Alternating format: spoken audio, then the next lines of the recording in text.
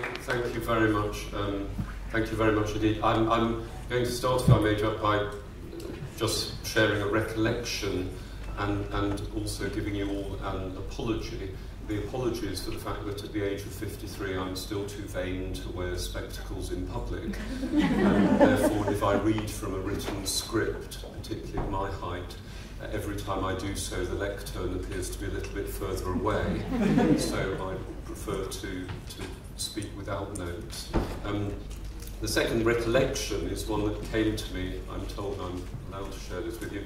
That's an exculpation in advance. It came to me when I was wired up in this way, because of course it is well known in BBC circles, and some of you may be connected with BBC Bristol, that there was a famous occasion during the 1980s when the rather prim Miss Sue Lawley was standing in for Wogan on the Wogan show, and she interviewed a very famous film star, and it all went terribly well.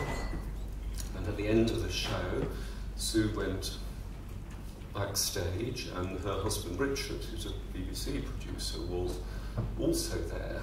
And Richard said to Sue, "Darling, you were absolutely wonderful. I love you more than ever."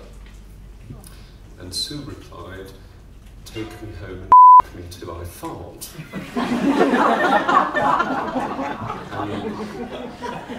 Sadly, her microphone was still on, and this pursuit was shared with the studio audience, who were then sworn to silence. Happily in the days before Twitter. I'm also, was terribly touched by the introduction. I feel slightly awkward, and you've just had incredibly inspiring 2 days. Actually, part of what I was asked to do was challenge a bit, and there's always a difficulty. If you try and challenge too much, you can sound a bit miserablist. So I will say I don't want to challenge, I just want to suggest we share some reflections, and indeed share some reflections, about the pretty remarkable kind of stuff that's happened for gay people in the last 20 years. When I arrived at Stonewall in 2003, I did do an informal map of where we might be, and I thought it would take another 2 decades to secure every single step of legislative equality, and in fact we managed it in 10 years. But it wasn't always easy. There have been some very, very firm opponents of equality, and I'm reminded of that actually by 2 anniversaries at the moment. And one is an anniversary this month of the occasion in 2004 when the Civil Partnership Bill had been wrecked in the House of Lords, and we had to take it back to the House of Commons and put it back together in committee stage. And I popped out one afternoon to go to the loo in November 2004, and of course all of you can imagine what the loos in the House of Commons are like: marble floors, wooden panelling, a row of urinals that stretched into the middle distance. And at the very far urinal, there was a gentleman from a rather odd organisation which styles itself the Christian Institute. On the whole, within my experience, if people bang on too much about being Christians, they often behave in ways that don't appear to be very Christian. But if you want to know about the Christian Institute, look at their website. They're in favour of spanking small children, they're against prostitution, they don't like pornography. There are lots of details on their website of exactly the sort of pornography that they find most distressing. And of course they don't like homosexuals. Now, I think the boys among you, possibly not the girls, will appreciate that in such circumstances, if you go to the loo, and there's someone standing at a urinal a very, very long way away from you, the etiquette is that you're meant to stand at the urinal as far from him as you possibly can. So, mindful of this etiquette, and of course on my responsibilities to Stonewall, I went and stood at the urinal immediately next to the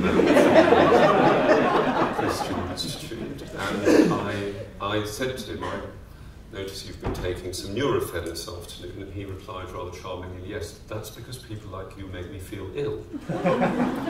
So I was able to share with the man from the Christian Institute that at times of stress at Stonewall, we always said no to the use of pharmaceuticals. We preferred to rely instead upon the nourishment that comes from the power of prayer. Well, funnily enough, whenever I have seen the gentleman from the Christian Institute in the corridors of the Palace of Westminster in the intervening 11 years, he's always crossed to the other side very, very quickly. But the other anniversary we're coming up to is the 10th anniversary of the introduction in this country of employment protections for lesbian and gay and bisexual people. Until that point, people could just be sacked by their employers for being gay, and frequently were. And I will always remember the morning those protections were introduced. There was an article in the Daily Mail, you know, among, for those regular readers of the Daily Mail, the catalogue of scare stories in which it specialises. Fresh air causes cancer, cabbage will give you housemaid's knee. And this article, you know, predicted very firmly that the consequence of the introduction of these employment protections, which we regarded as relatively benign, would be that within weeks, hundreds of thousands of avaricious homosexuals would be suing their employers for hundreds of thousands of pounds. And remarkably, for the Daily Mail, of course, this did not actually come to pass. But as we've alighted on the Daily Mail, I am now just going to do, don't worry, the first of two brief pieces of audience participation. And I appreciate for British people, audience participation is almost as distressing as enforced jollification. So I won't detain you for very long. But I would just ask you, you know, please put up your hand if, you know, you've actually read the Daily Mail from cover to cover on any day this week.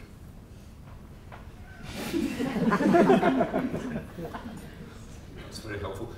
John Mortimer, who was often very helpful and very kind to me in terms of giving me advice, once said that if a fact arises in a legal case that is so devastating it might be terminal, sometimes he would just sit down and rest his case. So I am, before I move on, almost tempted to say the case I'm about to make has possibly been rather powerfully made by all of you just now. And I can share with you that had you read, even perhaps on a cursory basis, the Daily Mail this week, you would have found out that Her Majesty the Queen has expressed grave concern that the flash flooding at Balmoral over the summer may have been caused by global warming. Now, if I was doing your job, I would think that someone who's deified, whether that's right or wrong, someone who's deified in the way the Queen is in this country, I would think knowing what she thinks about global warming and being able to deploy that intelligence was possibly quite helpful. And to contextualise that, you know, I will just say, and I was thinking about how you frame this historically, I will just say that, you know, over the last few days, I've been reflecting on three campaigning issues that kind of got going at about the time Stonewall did in 1989, 25 years ago.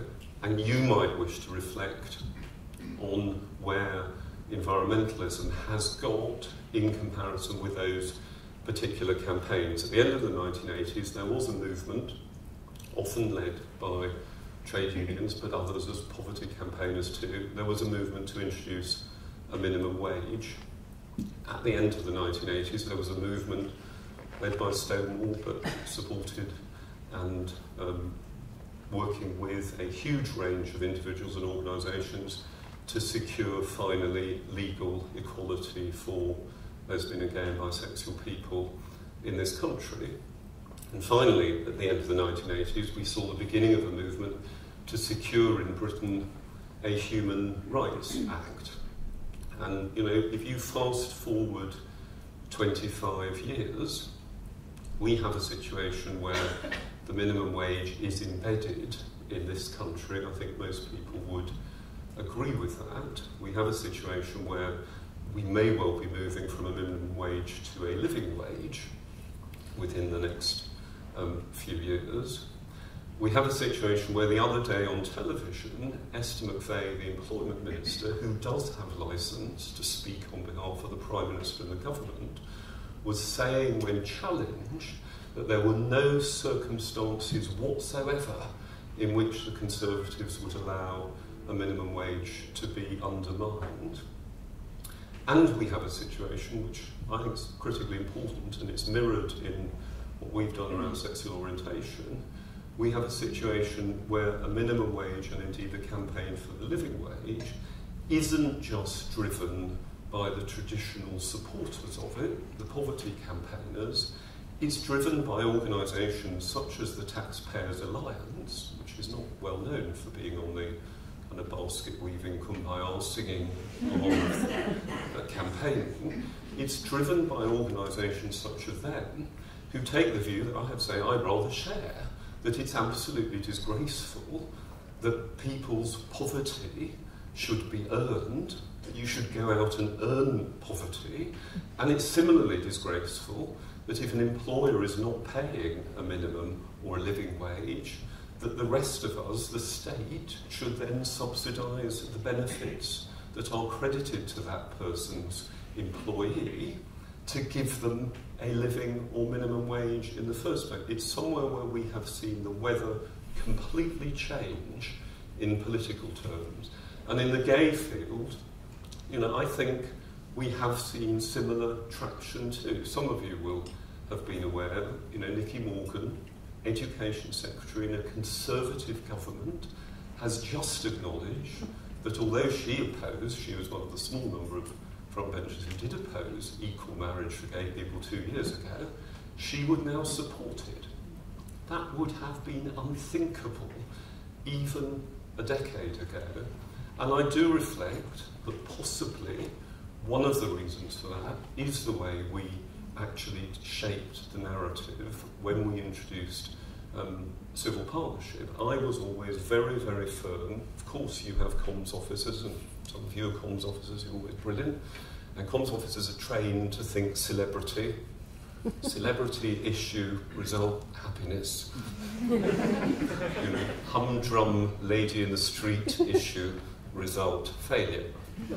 So of course we had comms officers and all sorts of other people who wanted the narrative of civil partnership to be about Elton John and to be about Ellen DeGeneres and to be about Claire Balding, all of whom are perfectly lovely people. I was absolutely determined that that was not the case. I was determined that what we did was promote civil partnership as something that applied to hundreds of thousands of people across this country. Lollipop ladies in Luton, police officers in Humberside, teachers in Taunton. And actually what we've seen in the intervening decade is, in my view, what in the old days would have been called a miracle of political education on the hard left. We've seen a situation where millions of people in this country have been to a civil partnership, know someone who's been to a civil partnership, have an uncle or aunt who had a civil partnership, are pleased that their niece or nephew or child is going to have one. And of course the most important thing of all is that every single one of those civil partnerships ended up with two elderly aunts getting slightly drunk and shouting at each other and a fight in the car park, just like everyone else's marriage. And the importance of that is it gives people emotional pull. And then I would say, and this is more delicate territory, let's look at what's happened around human rights in this country. We had a campaign to introduce a Human Rights Act. In 1999, we got a Human Rights Act. 15 years later, one of our major parties of government, and it is highly possible, may not be likely, that the Conservatives will be part of the next government, one of our major parties of government is going into a general election committed to repealing the Human Rights Act. And I only observe that possibly the people who campaigned for that did not develop sufficient narrative, did not talk to enough people to persuade them it was important. And I will always remember, very shortly after I started at Stonewall, and again I just ask you to reflect on this, it's not a criticism, it's an observation, but I always remember, quite a well-known human rights campaigner, and I met her one evening. She was very excited. She said, I've just been at a meeting, there were 150 people there, every single person stood up and applauded, they all agreed with me. And I couldn't help thinking, Shami, I couldn't help thinking, if you're an advocate and you're arguing for something controversial and you're in a room where 150 people are on their feet applauding you, you're in the wrong room. And that is something we have to think about when we're campaigning all the time.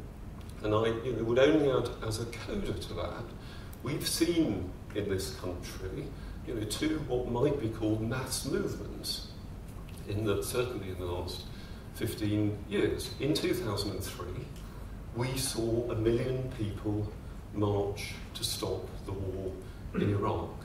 Most of them couldn't stop going on about it. That again was a huge coalition, campaigning organisations, peace organisations, Ruperts and Henriettas who'd come up from their parents' rectory in the countryside. I can't do the Mockney accent, they learn at, how's your father? My old man's a dustman, they learn at public schools nowadays. But they went round constantly saying, there are 1 million of us, we're going to stop the war. And actually, in most cases, at the opposite end of the campaigning spectrum, only 3 years earlier, there had been another march with 1 million people on it to stop the ban on hunting. And that again was a quite remarkable coalition of individuals and organisations. On that occasion, of course, Rupert and Henrietta's parents attended the march. And they all said to each other, there are 1 million of us, this argument is incontrovertible. We are going to stop the ban on hunting. Well, we have to reflect. Number one, neither the war in Iraq nor the ban on hunting was stopped. And number two, which is perhaps more material because it's completely objective, in the 2005 general election, Tony Blair and the new Labour government, who were regarded as responsible for these grave offences, were re-elected with what was a historically very, very large majority. And it is just a reminder to us all that when we're campaigning and when we're developing narratives, we often possibly have to think harder about what other people are hearing, not about what we're saying to ourselves. And I will, if I may, just make two, very slightly personal observations, one of them about politics, and one that is personal, that might pertain to this. The first is that I have always been crystal clear, and I was certainly clear during the 11 years I was at Stonewall, that you would not win controversial votes in the House of Lords or the House of Commons if you were perceived as being party political. The consensus on the progressive or liberal left is not actually big enough to secure that, and I think possibly there is a mirror of that issue around environmental issues too. And I was slightly chilled, when I looked at the New Statesman last week. I confess I looked at it because it was free on the train, This is a very supportive way of encouraging a small left-wing publication. I looked at the New Statesman last week, and there was a discussion about environmentalism across Europe, and it pointed out, perfectly reasonable for you to have, that actually if the left could colonise the issue of the environment, it would be theirs for a generation. And the reason that sent a slight chill down my spine is I am absolutely certain that if we allow only one bit of the political spectrum to colonise this particular issue, whatever our view might be of various politicians, you will see it become a party political issue, and you will see all sorts of middle-of-the-road people who might otherwise be supportive actually resigning from support. And the other issue I made just before I draw to a close, the point I make, is just about the personal. And I'm going to use an example that comes from our work at Stonewall, and we're going to alight on an even more embarrassing bit of audience participation, because you may have to put up your hands twice. And it involves homophobic bullying in schools. And one of the campaigns I'm very proud we launched while I was at Stonewall was an Education for All campaign to start tackling the homophobia in schools, which certainly was almost endemic. And of course it's very difficult for head teachers to say, you know, gay kids shouldn't be beaten up. I had my arm broken when I was at school by homophobic bullies. But there's then also a more complex issue of language and use of the word gay. And I have always been crystal clear that using the word gay in schools is unacceptable. If young people grow up hearing the word gay used as an insult, then when they discover they're gay themselves, that actually significantly undermines their self-esteem. And for some reason this issue was alighted on by a not particularly charming Radio 1 DJ called Chris Moyles, who said we were being petty and we didn't understand banter, and he was in touch with the young people of this country. I can reflect that in an intervening decade I've achieved most of my lifetime professional ambitions, but Mr. Moyles has been let go by the BBC and is now touring in rep. But when we raise this issue of gay being used, you know, as a derogatory word, we do actually sometimes ask in schools, and I'm going to do this exercise with you, we just say to people, you know, in the last 5 years, when you've been at school, when you've been at work, at home, put up your hand if you've ever heard the word gay used to describe something that's kind of limp or useless or a bit rubbish. Very good. And now put up your hands, and don't worry, this is not a confrontational atmosphere. Now put up your hands if ever in your life you yourself have used the word gay to describe something that's limp or rubbish, or indeed heard your children use it in that way. Very good. And now I'm going to pick on an individual, which is almost as bad as carrying out a public hanging. I'm going to pick that gentleman there, who's... No, don't flatter yourself. The gentleman with a poppy. Okay, and I'm going to ask you, just if you can, maybe 2 words, summarise in 1 or 2 words, how would you describe your ethnicity? Not your nationality, but your ethnicity. British Bangladeshi. British Bangladeshi, okay. And then I'm just going to ask you, if throughout your childhood you'd heard the expression British Bangladeshi used to describe things that were rubbish or useless or limp, how would you feel about that? Not very good. Not very good. That is the correct answer. Now the reason, thank you very much, the reason I share that exercise with you that we've done in so many schools is that time and time and time again, when we did that exercise in schools, when I've done it myself, you would get follow-up from head teachers or teachers who organised those sorts of assemblies, saying that this exercise was absolutely compelling for their young people. And the reason was, these were schools, one hopes, progressive in educational terms, who've had gay people in to talk about what it's like to be gay. But the reason it was so important to these young people that discussion took place is it actually gave them something that they could think that they could do to make a difference. So we weren't talking about political possibilities, we were talking about what they could be galvanised to do to help change the world in which they live. And the reason I share that personally with you is that I kind of feel sometimes in relation to environmental issues that I don't quite know what to do. I'm not an environmentalist, I'm not a professional environmentalist, I'm not a professional campaigner.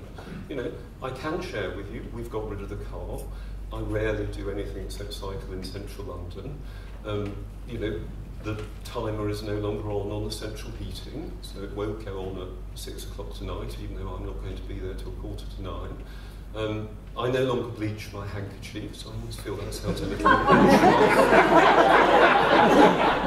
but I was told that was very important.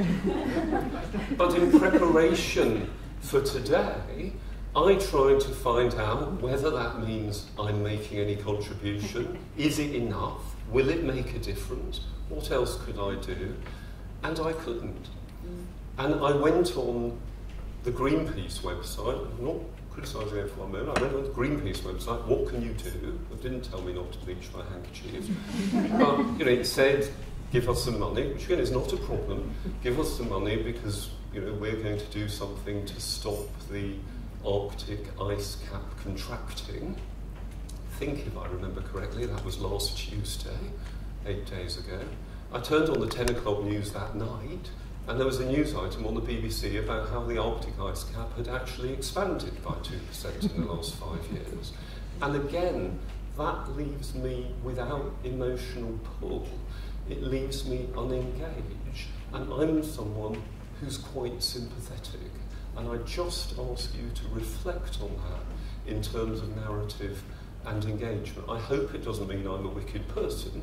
It may just mean I haven't been sufficiently engaged. And I've always taken the view around campaigning that if someone hasn't heard your message, it's not because they're not listening, and I've beaten myself up with this as often as anyone else, but if they haven't heard your message, it's not because they're not listening, it's because you're not necessarily singing the right tune.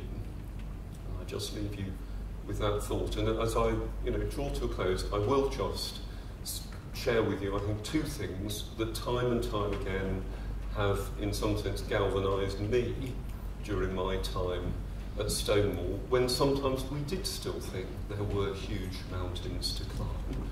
And indeed, if you look around the world, there are still huge mountains to climb in terms of defeating homophobia. And the two things are these. One of them is something I was told at school. We had a rather eccentric teacher called Mr. Spear, who would shout a lot. One of the things he would shout about most of all is none of us, we were all boys in those days, none of us were permitted at any point to use the word can't. And eventually, after about a year of being shouted at by Mr. Spear, I was quite pushy, even at 11. I put on my hand and said, Mr. Spear, why are we not allowed to use the word can't? His response was, my grandfather was a farrier sergeant in the Indian Army. He never, ever allowed his men to use the word can't. One day, when they were tending to an unwell elephant, he deployed a passing fire engine to give the elephant an enema, and the elephant was better very soon afterwards. And that is why you must never use the word can't. You must always have ambition and imagination about what you can do with what's at your disposal. And the second thing, I just share with you something that was told me a long time ago by an old friend of mine from the Observer, who some of you will have come across, called Will Hutton. And decades ago, Will visited Cape Canaveral, the Space Centre. And when he was there, you know, Will's irrepressibly cheery, which is probably a good thing if you're an economist nowadays. When he was there, he got into a lift with a woman who was carrying a wire basket full of fizzy drinks, and he said to her, it turned out her job was to fill the vending machines. He said to her, "So madam, what do you do?" And she replied, "Sir, I help put men and women in space." And you know, that was always a reminder to me during my years at Stonewall that however much unfulfilled ambition we might have, when people work together, they can do remarkable things. And when remarkable people work together, they can change the world. And I'm conscious that what all of you are doing is helping to change the world. And I thank you enormously for inviting me to be with you here today. I'll certainly do my best to answer any questions you might have, but I would also just like to say thank you to you for what you are doing to make our world better, not just within our lifetimes, but for generations to come.